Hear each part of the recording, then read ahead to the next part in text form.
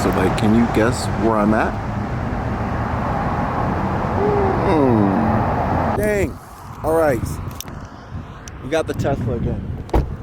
Tesla road trips. Am I smart or am I dumb? I don't know.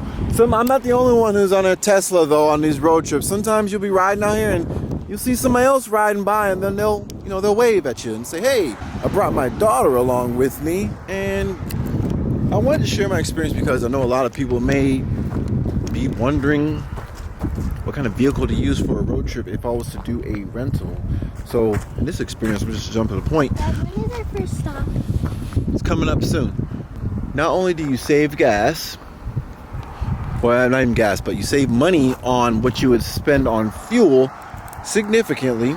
Autopilot features that just make the whole driving experience so much more convenient, you know? So a lot of people think that in order to do these Teslas drives, you have to be in a city area only. I'm actually in a very rural area. I drove all the way to Clear Lake, California. This is 800 plus mile drive here,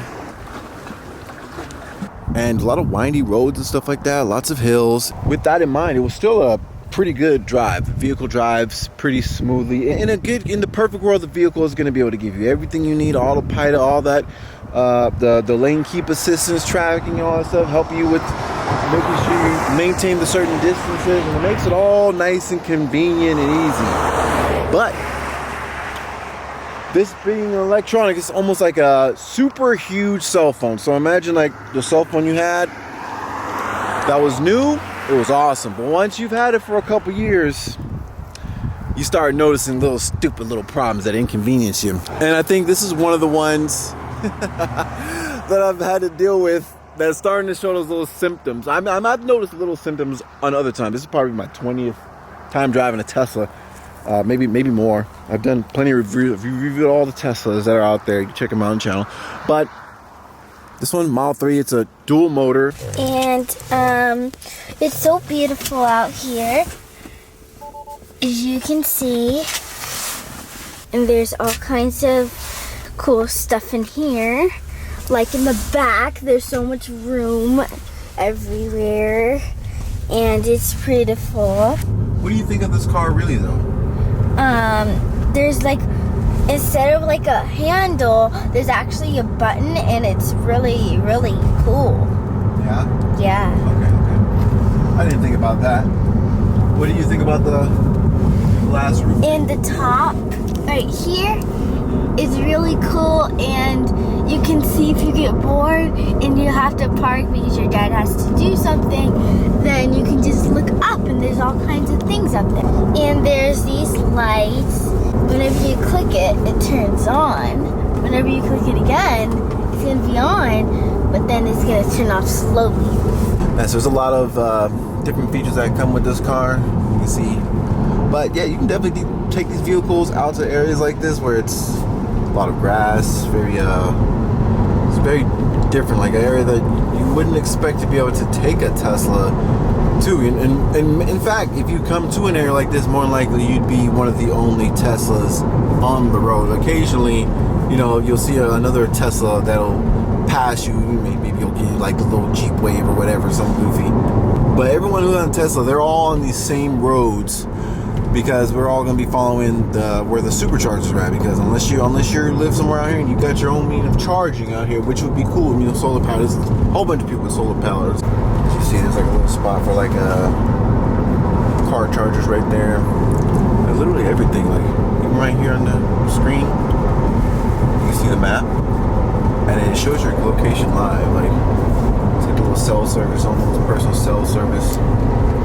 So right now I'm on my way. I GPSed all the way home, and as you stop at certain chargers on the way there, my next charger I gotta go to.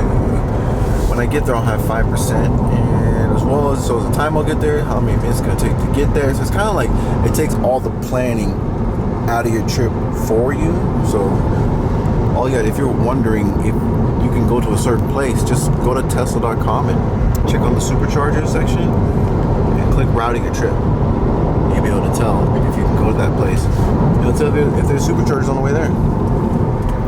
This is definitely not my first time doing a road trip in Tesla, because I've done road trips with Teslas for years, and it's that confidence that I have in it because I've done so many of them. That's the reason why I like doing them. I know that I save money, and it makes for a nice, smooth, and convenient ride that you can't get with other vehicles. Now, a lot of gas cars have a lot more technology than this car, but it just seems that like if I rent a car like this on Turo, it's pretty cheap too, compared to like say renting like a Toyota Camry. But this one comes with more autopilot features. You save more on fuel, and it's cool. You know, it's super fast, quick. You put it in the sport mode.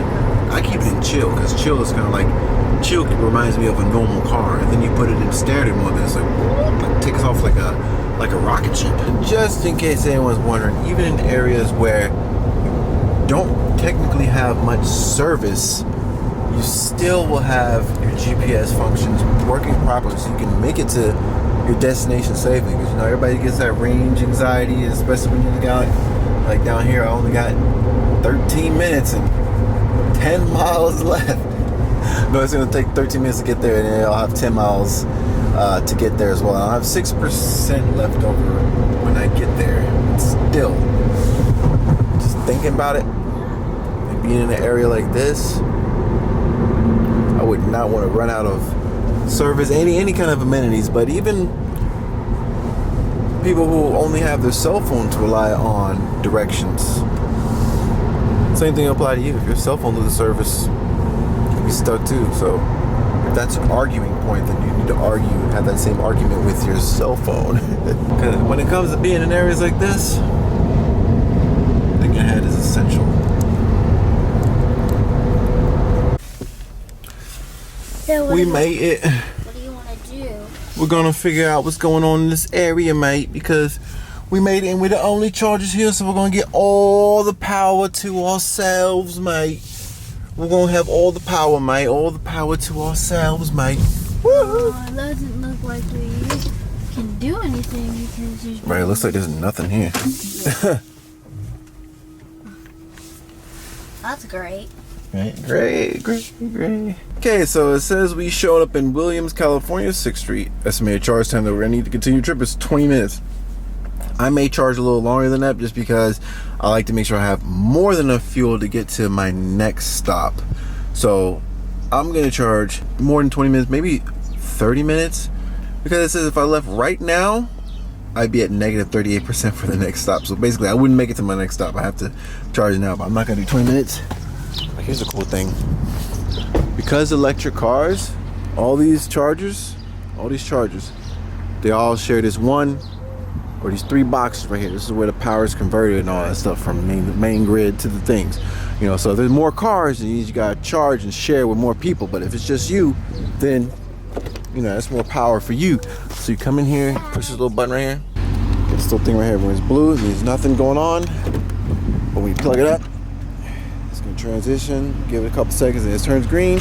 And when it turns green, that means it's charging. You know, right now it's probably syncing up the information, all that stuff. You saw how it turned green right there. But anyway, that's not even the most important thing. So now you hear this humming noise. A lot of fans going on there. So yeah, you lose out on the convenience of going to a gas station and being super fast. The biggest thing is going to be the inconvenience of having to wait 20-30 minutes for it to charge. But the cool thing about it is you don't have to pull your credit card or anything out. It's all your information is right there. You just plug it up, it recognizes the car and says, okay, that's your account, and boom, it just charges directly to your account. You ain't gotta pull your card out, you don't gotta worry about sharing your credit card every single time you go to a single gas station or something like that. It's all right there. After the charging's done, you get a fraction of the cost. Say like at a gas station, you may have to spend $50 per stop to go the same distance that you could go for spending $10 extra on charging here. Now you may have to wait 30 minutes, but you know, when you're on a road trip, more than likely you're gonna stop and you're gonna wanna get out and stretch your legs anyway, so it's a perfect chance for that. That's what it gives you, the perfect opportunity, unless you to explore different things that's in these different areas. Because something I noticed is areas where the Tesla chargers are at, it seems like the people who live there don't actually have Teslas. Everybody who lives in these areas, they don't have Teslas. They have like normal cars. You know, a Tesla is a normal car these days, but still, comparatively, it seems like the chargers were just implanted there just for the travelers. But they do a good job of putting them in nice little areas. You know, you don't gotta worry about pulling up to the hood in the Tesla or something.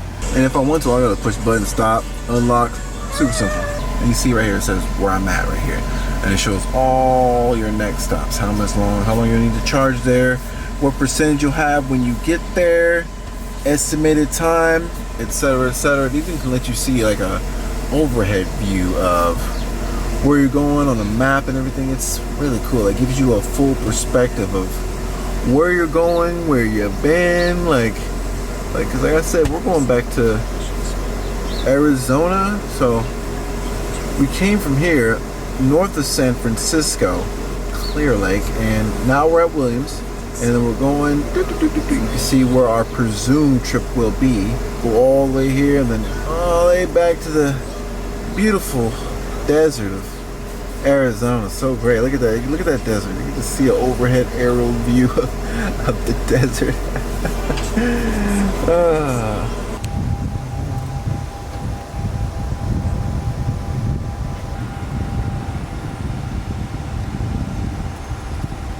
What happened?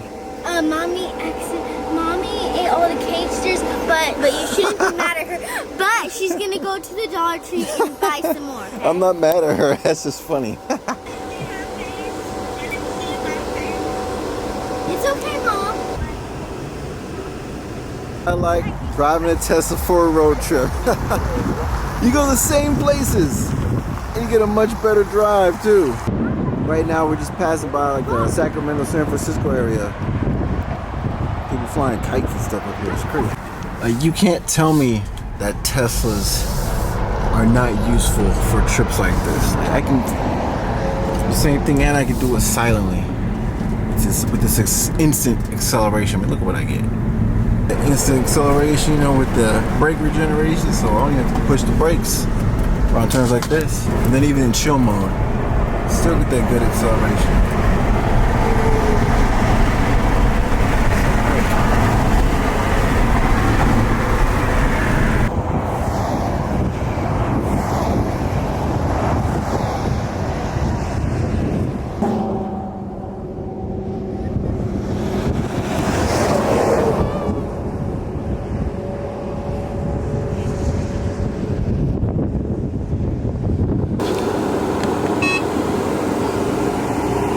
So if you're one of the few people who actually live in an area where it seems like there's a Tesla charger in the middle of nowhere, you will basically have these chargers all to your damn self if you actually live here. Because most of the people, like these chargers in like these areas where like people don't even have the economic infrastructure to be buying Teslas or even driving them around all the time. I mean, unless you got solar power or if you just got like that. But majority of people, they're not going to be actually using the chargers, but they do set them up here. So for people who are passing through, driving by, can charge up. You know, because I guess the motive is supposed to be, you know, so you can travel around the whole country and everything. You know, it's a good idea. You know, I'm enjoying it. So if it's not obvious, you got a bunch of quirks and perks that come with renting a car like a Tesla. Like, for example, like if you're just stopping at a stoplight and you're like looking at your phone and some real convenience, but without you even asking, when the light turns green, go, ding, it lets you know. You know, just things like that. I like how it's driving like straight as a line. Straight as an arrow when you're in this kind of car, so that's cool as well. You can also look ahead, you can plan your gas stations, more like just like a regular road trip, but you know, I think the thing is they get a lot of bad rep over the years, but the infrastructure has progressed, so where you can, you know, if you got Tesla I think is probably the best choice for electric cars compare as far as going cross country. Other than that, you're gonna be like at a real disadvantage. For a lot of these other electric cars are meant for staying local at your home, versus like Tesla's more like going towards you actually being able to travel different states, state to state. Now a lot of these other ones you can go state to state, but if you got charge anxiety with Tesla, you're gonna have the most charge anxiety with these other ones, because there's like 12 of these chargers over here, 12 Tesla chargers, and then on the other side over there, there's 4 of those non-Tesla branded chargers, EV chargers. What's that? charge time, drive, whatever it is. Like 4 of them over there. Thank goodness I don't have one of those other vehicles. That's specifically the reason why I didn't choose something like the Ford Mustang Mach-E. I could have got it cheaper, but it's less reliability. I couldn't check my route online. Or maybe you can, but I didn't know how to at the time. One of those cool things I like. To pedal. Acceleration, put it on standard mode. And then now when I look up here, I can just go. Woo! A little too fast. Did I miss my turn? Geez, where the heck am I? Where am I? I completely missed my turn. Going fast and missed my turn. Thank you.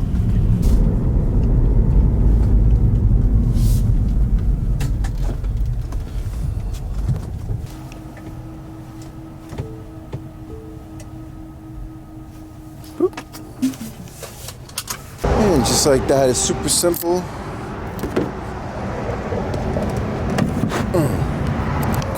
Like I said, it gives you a good time to stretch. Just definitely need it. Like I don't understand how anyone could just hop right back on the road after being on the road for so long. Like I think being forced to get out of the car and stretch is a good thing, because I'd probably be a lot sore if I never had a chance to even get out and like just do these weird stretches and stuff. Oh my gosh, like I said, look at this. I've never seen this. Okay, it's a Best Western. I get it. It's a Best Western, but still, I've never seen the Statue of Liberty.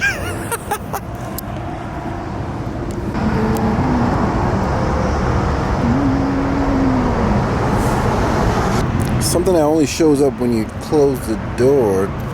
You can see how much time you got left before you continue your trip, and it shows how many miles of range you have currently charged at the moment. Look who's sleeping in here. I'm here to charge it again. I'm starting to notice a theme. Seems like hotels is like the go-to spot for chargers. I mean, it makes sense. I mean, people are traveling and stuff out of town, and it makes sense that, you know, the charge is going to be at the hotel, I guess, you know. So, like, can you guess where I'm at?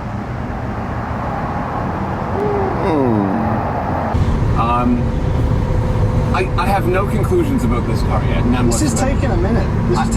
I don't know where I stand on it, because it's so different to anything else I've ever driven or reviewed. The charging was so quick and easy, minus stations. When we found the right station. Yeah. It's so fast. Yeah.